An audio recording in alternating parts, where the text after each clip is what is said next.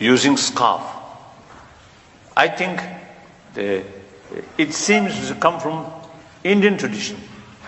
Whenever you visit some sort of temple or something, they as a host usually gives you shawl, in India.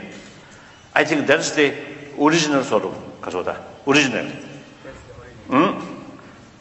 Then,